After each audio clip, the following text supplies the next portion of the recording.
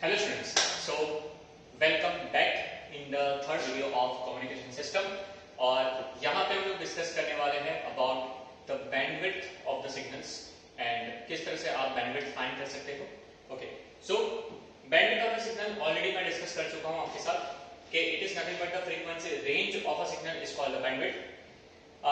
For speed signals, the frequency range is 300 से लेके 3100 Hz.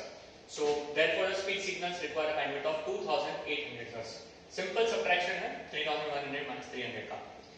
Then अगर हम बात करते हैं, it is the portion of the electromagnetic spectrum which is occupied by a signal, and it is the frequency range over which an information signal is transmitted or over which a receiver or other electronic circuit basically operates. ठीक है? So अब it is the difference between जो मैंने आपको definition last video में बताई थी upper and lower frequency limit of the signal और the equipment operating range. Classic example देखो, आपको दिख जाएगा यहाँ पे. This is FL which is 200, FU is 400, तो आपका बैंडविड्थ हो जाएगा 200 हर्ट्ज. ओके, बहुत सिंपल है.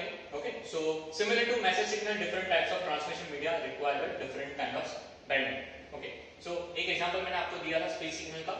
दूसरा एग्जांपल देखो, यहाँ पे मैं दे रहा हूँ.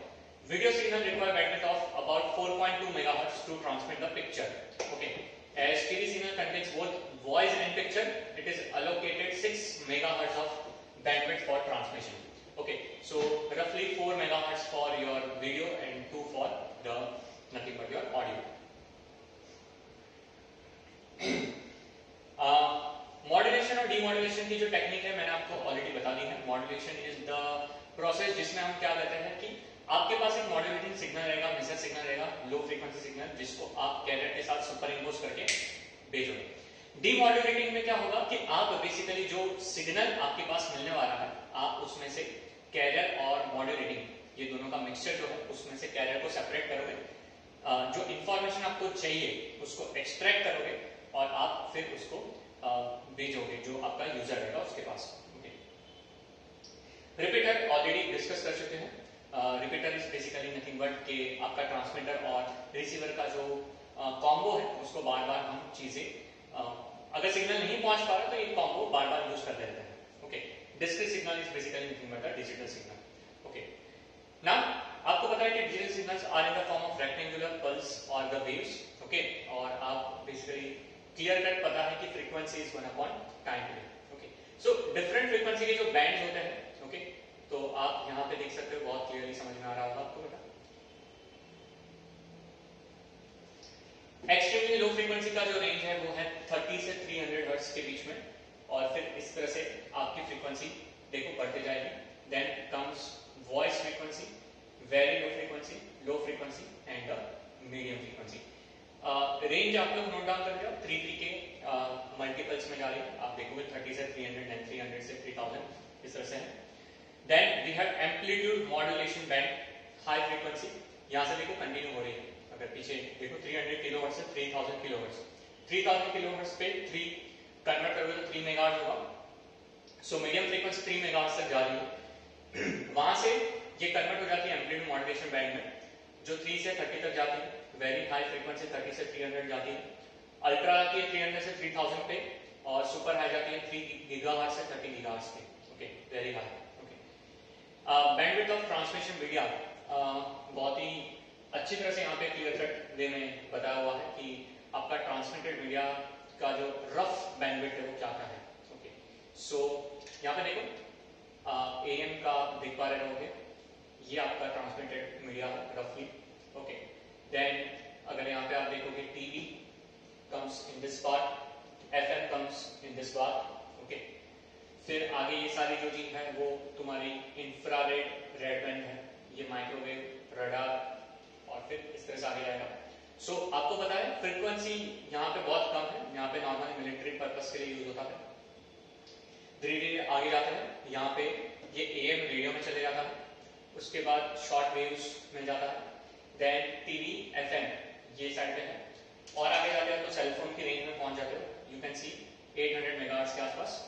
फिर 10 गीगाहर्ट्ज जब पहुंचते तो माइक्रोवेव रेडार तक जाते हैं. यहाँ पे आपके 1.6 और 2.4 पे आपके डिजिटल सेलफोन्स, ओके, जो यूज होते रहते हैं, ये वाला नॉर्मली यूज नहीं होता, ठीक है, बहुत हाई फ्रीक्वेंसी पे चला जाता है। देन और आगे जाते हैं तो बेसिकली आपका ultraviolet rays, x ray, gamma ray, मतलब ये आपका पूरा ईएम वेव्स जो आगे वाला पार्ट है वो होता है, ठीक है। सो आई होप ये पूरा क्लियर कट पिक्चर आपको दे रहा है कि 100 किलोहर्ट्ज से लेके अगर आप लास्ट तक जा रहे हो तो किस तरह से आपके वेव्स या आपके अलग अलग डिफरेंट काइंड ऑफ रेज होते हैं। सो यहाँ पे क्लियर समझ में आ रहा है। Communication through the free space using radio waves take place over a very wide range of frequency from a few hundred of kilohertz to a few gigahertz. The commonly used transmission media are wire, free space and fiber optic cable. Coaxial cable is a widely used wire media which offers a bandwidth of approx 750 megahertz and such cables are normally operated below 18 gigahertz. Okay. An optical fiber can offer a transmission width in excess of 100 gigahertz. Okay. So wireless frequency के जो bands है ना वो यहाँ पे थोड़े से हम देख सकते हैं।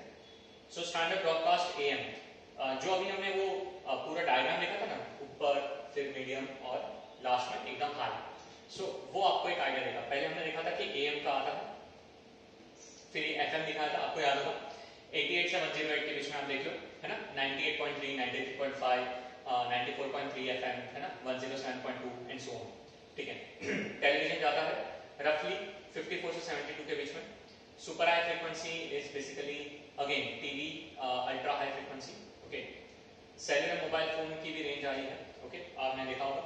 मोबाइल से बेस स्टेशन, बेस स्टेशन से मोबाइल। सैटेलाइट कम्युनिकेशन गीगाहर्ट्ज की रेंज में जाता है, अपलिंक डाउनलिंक में, ठीक है। सो ये जो टेबल है ये बहुत इंपॉर्टेंट है, प्लीज यार आप चाहो तो इसका स्क्रीनशॉट ले लेना, आपको एक आइडिया देता है, ठीक है।